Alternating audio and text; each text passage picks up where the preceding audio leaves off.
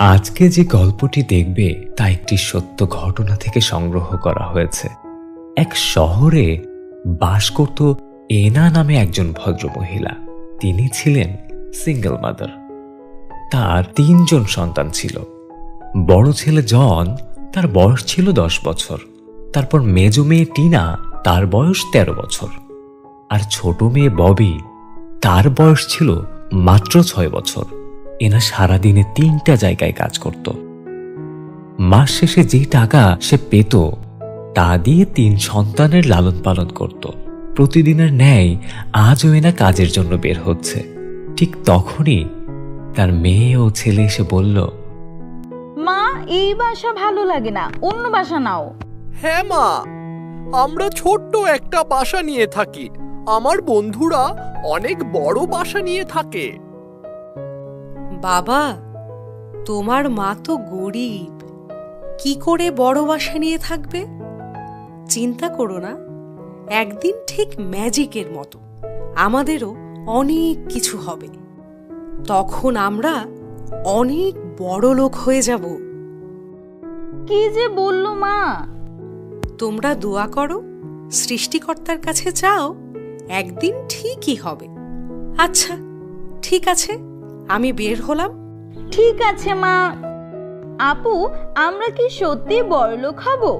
মা যেহেতু বলেছে, তাহলে আমরা অবশ্যই বড়লোক হব একদিন। চল আমরা খেয়ে নেই, তারপর পড়তে বসবো। মার টাকা হলে কি আমরা এইভাবেই স্কুলেও যাব? তুই বেশি কথা বলিস, চুপ করে খেয়ে নে তো। আহা ভাই, ও ছোট মানুষ, ওর সাথে এমন করিস না ভাই। ৩ ভাই বোন খাওয়া দাওয়া শেষ করে পড়তে বসে যায়। বিকেল হতেই ববি আর জন খেলতে বের হয়। তারা খেলতে খেলতে হঠাৎ তাদের বলটি গিয়ে পড়ে এক পুরনো বাড়ির ভেতর। ববি বাড়ির ভেতর প্রবেশ করে। যখনই বাড়ির ভেতর প্রবেশ করে তাদের বলটা খুঁজতে থাকে, তখনই দেখে একজন বৃদ্ধা বয়স্ক মহিলা। বয়স আনুমানিক ৫৫ থেকে ৬০ বছর হবে। বলটা তার হাতেই। ঘরগুলো কেমন যেন অগোছালো আর খুবই নোংরা। মনে হচ্ছিল এখানে অনেক দিন যাবৎ কেউ থাকে না। বৃদ্ধা বলটা কোথায় যেন ফেলে দেয়। ববি কিছুটা ভয় পেয়ে যায় তার কর্মকাণ্ড দেখে। বের হয়ে যাও এখান থেকে, আর কখনো আসবে না। ববি ভয় পেয়ে দৌড়ে পালিয়ে চলে আসে আর ভাইকে বলে, ভাইয়া, এখান থেকে চলো, তাড়াতাড়ি পালাই। ভেতরে একটা মহিলা আছে, বৃদ্ধ মহিলা। উনি আমাদের বলটা ফেলে দিয়েছে। সে দেখতে খুবই ভয়ঙ্কর। চলো আমরা পালাই। হ্যাঁ, কি বলিস? তারপর তারা দুজন দৌড়ে বাড়িতে চলে আসে। সেদিন সন্ধ্যায় এনে বাড়ি ফিরে তার ৩ ছেলে মেয়েকে সামনে ডাকে। তোমাদের জন্য খুশির খবর আছে। কি মা? আমরা বড় বাসা নেব। আমি একটা বাসা পেয়েছি, অনেক অল্প দামে সেটা বিক্রি করা হবে। আমি আমার সারা জীবনের সঞ্চয় থেকে এবং ডিপোজিট থেকে টাকা নিয়ে বাড়িটা কিনতে চাচ্ছি। তোমরা কি বলো? তুমি যা ভালো মনে করো মা। ইয়াহু! ববি, আমাদের নিজের বাসা হবে। আমরা অনেক বড় বাসায় থাকবো। তোর, আমার, আমাদের সবার আলাদা রুম হবে। মা, আমাদের আলাদা বাসা হবে? কবে যাব মা? কয়েকদিন পর। তারপর ২ দিন পর তারা সব কিছু গোছগাছ করে রওনা দেয় নতুন বাড়ির উদ্দেশ্যে। নতুন বাড়ির সামনে এসে ববি এবং জন চমকে যায়। ভাইয়া, এটা তো সেই বাড়ি যে বাড়িতে আমাদের বল পড়ে গিয়েছিল। বুড়িটা এই বাড়িতে থাকে। হ্যাঁ, এখন কি হবে? চল মাকে বলি। চল। মা, এই বাড়িতে একটা বুড়ি থাকে। সে দেখতে খুবই ভয়ঙ্কর, ভূতের মতো। কাল বিকালে আমরা এখানে খেলছিলাম আর আমাদের বলটা ওই বাড়িতে ঢুকে পড়ে। তখন ববি সেই বুড়িটাকে দেখতে পায়। আমাদের বল বুড়িটা নিয়ে গেছে। আমরা এইখানে থাকবো না মা। এসব কথা কে বলেছে তোমাকে? তুমি নিজে দেখেছো? না, ববি দেখেছে। ও ছোট মানুষ কি থেকে কি দেখেছে বানিয়ে আরেকটু বলেছে, তুমি তাই বিশ্বাস করেছো। মা, চলো আমরা চলে যাই। আমরা এই বাড়িতে থাকবো না। দরকার হলে সে ছোট্ট ঘরে থাকবো। আমরা ছোট্ট ঘরে থাকবো, বড় বাড়ি দরকার নেই। আর ফিরে যেতে পারবো না মামুনি। আমার যা টাকা ছিল সব শেষ। জমা যত টাকা ছিল এই বাড়ি কেনার জন্য দিয়ে দিয়েছি। আর এত কমে বাসা আর কোথায় পাবো? সঞ্চয় বলতে তো আর কিছুই নেই, আমাদের এইখানেই থাকতে হবে। ঠিক আছে মা। বাড়ির ভেতরে সবাই প্রবেশ করে। ঘরের এক পাশে ছোট্ট একটা সুন্দর ঘর রয়েছে। তারা 3 ভাই বোন থাকার জন্য সেই ঘরটাই বেছে নেয়। রাতের খাবার শেষ করে 3 ভাই বোন ওই ঘরে ঘুমিয়ে পড়ে। মাঝরাতে ববি অনুভব করে তার পা কেউ যেন টেনে ধরেছে। একটা সময় তাকে শূন্যের উপর ভাসিয়ে ফেলে। ববি জোরে চিৎকার দিয়ে ওঠে এবং সাথে সাথে বিছানা থেকে পড়ে যায়। ববের চিৎকার শুনে টিনা আর জন ঘুম থেকে জেগে ওঠে। কি হলো? আপু, এই বাসায় ভূত আছে, আমি এইখানে থাকবো না, মার কাছে যাব। শুরু হয়েছে, তুই মার সাথে ঘুমাবি, এই জন্য এমন করছিস। ববি দৌড়ে মায়ের ঘরে চলে আসে। কি হলো? মা, ওই ঘরে ভূত আছে, আমি তোমার সাথে ঘুমাবো, ওই ঘরে থাকবো না।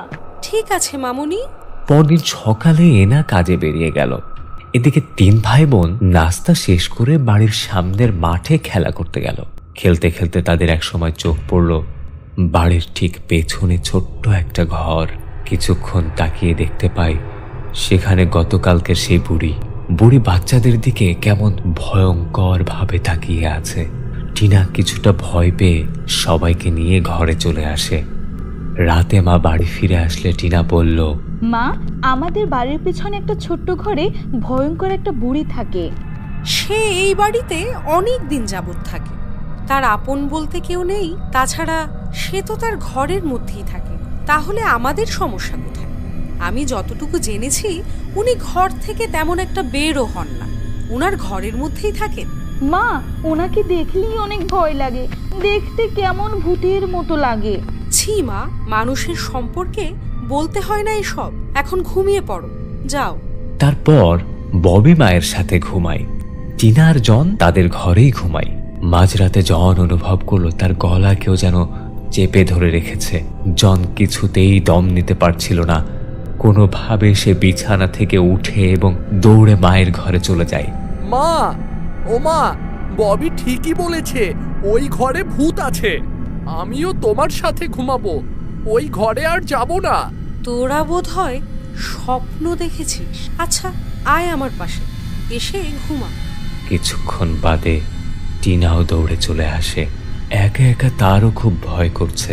2 দিন পর এনা আবারও কাজে চলে যায়। জন আর ববি খেলতে মাঠে আসে। হঠাৎ দেখতে পায় বুড়ির ঘরের দরজাটা খোলা, কিন্তু বুড়িকে দেখা যাচ্ছে না। ওই বুড়িটা তো ঘরের মধ্যে নেই। চল একটা কাজ করি। কি কাজ? তুই আর আমি বুড়িটার ঘরটা দেখে আসি, কেমন? ভাইয়া, আমার তো ভয় করে। আরে ভয় কিসের, আমি তো আছি। ঠিক আছে, চলো। তারপর ঘরের ভেতর ববি আর জন প্রবেশ করে। ভেতরটা খুব স্যাঁতসেঁতে আর খুবই নোংরা। তবে এই ঘরের ভেতর একটা জিনিস তাদেরকে খুবই অবাক করে তুলল। ঘরের ভেতর আরেকটা ছোট্ট একটা ঘর আছে, যে ঘরটা দেখতে ঠিক ওরা যে বাড়িতে থাকে এই বাড়িটার মতোই। মনে হচ্ছে কোনো দক্ষ ইঞ্জিনিয়ার দিয়ে ছোট করে বাড়িটা বানানো হয়েছে, একদম ঠিক একইভাবে। এই ছোট্ট বাড়িটার ভেতরে ঘরও রয়েছে, ঠিক ববিদের ঘর যেমনটা সাজানো গোছানো, ঠিক ওরকমই দেখতে। তারপর তাদের চোখ পড়ে ববি, জন, টিনা যে ঘরে ঘুমায় সেই ঘরটাতে 3টা মানুষের পুতুল শুয়ে আছে। একটা পুতুলের গলায় দড়ি, আরেকটা পুতুলের পায়ে দড়ি, আর একটা পুতুল শূন্যে ভাসছে। তাদের আর বোঝার বাকি রইল না যে এই বুড়ি কালো জাদু করে। জন চিন্তা করলো সে এখান থেকে পুতুলগুলো নিয়ে তার মাকে দেখাবে এবং সব ঘটনা খুলে বলবে। যেই না পুতুলগুলো নিতে যাবে ঠিক তখনই বাইরে থেকে বুড়ির পায়ের আওয়াজ শোনা যাচ্ছে। পায়ের শব্দ পেয়ে জন ও ববি টেবিলের নিচে লুকিয়ে পড়ে। অন্যদিকে টিনা 2 ভাই বোনকে খুঁজে না পেয়ে বুড়ির ঘরের সামনে চলে আসে। জন, ববি, তোরা কোথায় গেলি? সন্ধ্যা হয়ে এলো যে। টিনার হাঁক ডাক শুনে বুড়ি বাইরে বের হয়ে আসে। কাকে খুঁজছ? বুড়িমা, আমার ছোট 2 ভাই বোনকে খুঁজতে আসছি, তুমি কি তাদেরকে দেখেছো? তুমি কি জন ও ববির কথা বলছো? হ্যাঁ বুড়িমা, কোথায় ওরা? ওরা ভেতরে আছে, আসো, তুমিও আসো। টিনা কোনো কিছু চিন্তা না করেই বুড়ির ঘরে ঢুকে পড়ে। চারদিকটা তাকিয়ে দেখে তার দুই ভাই বোনকে বুড়ি কালো জাদুর মাধ্যমে হাওয়ায় ভাসিয়ে রেখেছে। যেই না টিনা জোরে চিৎকার করতে যাবে, ঠিক তখনই বুড়ি টিনাকেও কালো জাদুর মাধ্যমে আটকিয়ে রাখে। আর বুড়ি ভয়ঙ্কর ভাবে বলতে থাকে, আর মাত্র একদিন, তারপর তোদের তিনজনকে বলি দিয়ে আমি হয়ে যাব সবচেয়ে শক্তিশালী মানুষ। তারপর বুড়ি ঘরের এক পাশে আগুন ধরিয়ে 3টা পুতুল আগুনের উপর ভাসিয়ে রাখে আর চুপ করে বসে থাকে তার সামনে। এদিকে টিনার মা বাড়িতে এসে তাদের 3জনকে না পেয়ে হাও মাও করে কাঁদতে লাগলো। আমার কলিজার টুকরাগুলো কোথায় গেল? এইরকম তো কখনো করিনি। ঠিক তখনই সেই বুড়ির কথা মনে পড়ল। সে ভাবতে থাকে, আচ্ছা, বাচ্চারা কি তাহলে বুড়ির ওখানে গেল নাকি? যাই, একবার দেখে আসি। বাচ্চারা তো অনেকবার আমাকে বলেছে বুড়ি নাকি দেখতে খুব ভয়ঙ্কর, এমনকি বাচ্চাদের সাথেও খারাপ ব্যবহার করেছে। তারপরে না অন্ধকার পথ ধরে বুড়ির ঘরের সামনে আসলো। এনা একটু উকি দিয়ে দেখতে পেল বুড়ি আগুনের সামনে বসে বসে ধ্যান করছে। সেই সুযোগে আস্তে আস্তে বুড়ির ঘরে ঢুকলো। তারপর দেখলো তার 3 ছেলে মেয়েকে বুড়ি কালো জাদু করে হাওয়ায় ভাসিয়ে রেখেছে। এনার আর বুঝতে বাকি রইল না যে তার বাচ্চারা যা বলেছে তা সবকিছু সত্যি ছিল। এনার হাতের লাইট দিয়ে বুড়ির মাথায় আঘাত করলো, আর তাতেই বুড়ির ধ্যান ভেঙে গেল। বুড়ির ধ্যান ভেঙে যাওয়ার সাথে সাথে 3 ছেলে মেয়ে উপর থেকে নিচে নেমে আসে। সাথে সাথে ববি বলে উঠল, মা, ওই 3টা পুতুল আগুনে পুড়িয়ে দিলে বুড়ি শয়তানটা মরে যাবে। এই পুতুলে হাত দিবি না, পুতুলে হাত দিলে তোদের সবাইকে আমি শেষ করে দেব।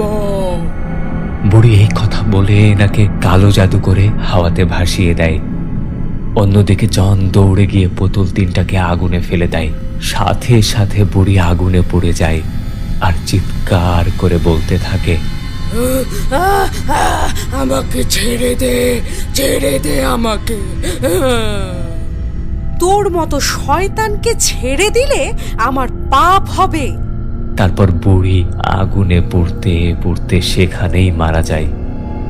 কিভাবে জন আর ববিকে বুড়ি আটকে ছিল মাকে সবকিছু খুলে বলে। মা তাদের কথা শুনে ওই বাড়ি ছেড়ে দেয়, চলে যায় আগের সেই ছোট্ট বাসায়। তারা সেই ছোট্ট ঘরেই আগের মতো সুখে শান্তিতে বসবাস করতে লাগলো।